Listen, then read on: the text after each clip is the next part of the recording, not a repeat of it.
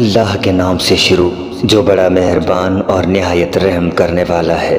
بابرکت ہے وہ ذات جس کے ہاتھوں میں سارا ملک ہے اور وہ ہر شے پر قادر و مختار ہے۔ اس نے موت و حیات کو اس لیے پیدا کیا تاکہ تمہاری آزمائش کرے کہ تم میں حسن عمل کے اعتبار سے سب سے بہتر کون ہے، اور وہ صاحب عزت بھی ہے اور بخشنے والا بھی۔ اسی نے 7 آسمان تہ بتہ پیدا کیے ہیں اور تم رحمان کی خلقت میں کسی طرح کا فرق نہ دیکھو گے۔ پھر دوبارہ نگاہ اٹھا کر دیکھو، کہیں کوئی شگاف نظر آتا ہے؟ اس کے بعد بار بار نگاہ ڈالو، دیکھو نگاہ تھک کر پلٹ آئے گی لیکن کوئی عیب نظر نہ آئے گا۔ ہم نے آسمان دنیا کو چراغوں سے مزین کیا اور انہیں شیاطین کو سنگسار کرنے کا ذریعہ بنا دیا ہے، اور ان کے لیے جہنم کا عذاب الگ مہیا کر رکھا ہے، اور جن لوگوں نے اپنے پروردگار کا انکار کیا ان کے لیے جہنم کا عذاب ہے اور وہی بدترین انجام ہے۔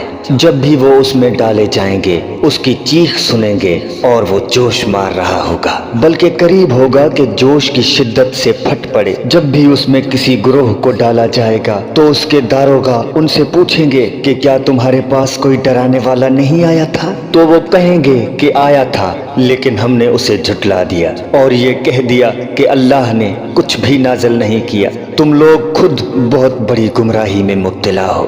اور پھر کہیں گے کہ اگر ہم بات سن لیتے اور سمجھتے تو آج جہنم والوں میں نہ ہوتے۔ تو انہوں نے خود اپنے گناہ کا اقرار کر لیا، تو اب جہنم والوں کے لیے رحمت خدا سے دوری ہے۔ بے شک جو لوگ بغیر دیکھے اپنے پروردگار کا خوف رکھتے ہیں ان کے لیے مغفرت اور اجر عظیم ہے۔ اور تم لوگ اپنی باتوں کو آہستہ کہو یا بلند آواز سے، خدا تو سینوں کے رازوں کو بھی خوب جانتا ہے۔ اور کیا پیدا کرنے والا نہیں جانتا کہ جب وہ لطیف بھی ہے اور خبیر بھی ہے؟ اسی نے تمہارے لیے زمین کو نرم بنا دیا کہ اس کے اطراف میں چلو اور رزق خدا تلاش کرو، پھر اسی کی طرف قبروں سے اٹھ کر جانا ہے۔ کیا تم آسمان میں حکومت کرنے والی کی طرف سے مطمئن ہو گئے کہ وہ تم کو زمین میں دھسا دے اور وہ تمہیں گردش ہی دیتی رہے، یا تم اس کی طرف سے اس بات سے محفوظ ہو گئے کہ وہ تمہارے اوپر پتھروں کی بارش کر دے؟ پھر تمہیں بہت جلد معلوم ہو جائے گا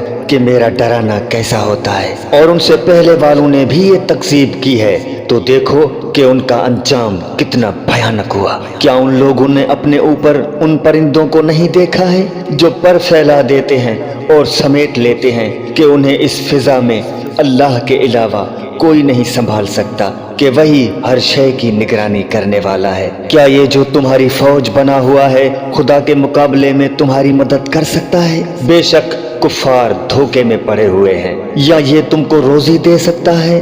اگر خدا اپنی روزی کو روک لے، حقیقت یہ ہے کہ یہ لوگ نافرمانی اور نفرت میں غرق ہو گئے ہیں۔ کیا وہ شخص جو منہ کے بل چلتا ہے وہ زیادہ ہدایت یافتہ ہے یا جو سیدھے سیدھے صراط مستقیم پر چل رہا ہے؟ اے رسول آپ کہہ دیجئے کہ خدا ہی نے تمہیں پیدا کیا ہے اور اسی نے تمہارے لیے کان، آنکھ اور دل قرار دیے ہیں، مگر تم بہت کم شکر ادا کرنے والے ہو۔ کہہ دیجئے کہ وہی تو ہے جس نے زمین میں تمہیں پھیلا دیا ہے اور اسی کی طرف تمہیں جمع کر کے لے جایا جائے گا۔